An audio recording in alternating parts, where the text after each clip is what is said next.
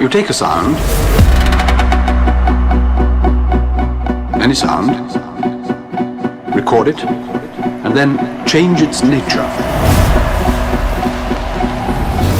by a multiplicity of operations. You record it at different speeds, you play it backwards, you add it to itself over and over again, over and over again, over and over again. You adjust filters, echoes, acoustic qualities. You combine segments of magnetic tape. By these means and many others, you can create sounds which no one has ever heard before.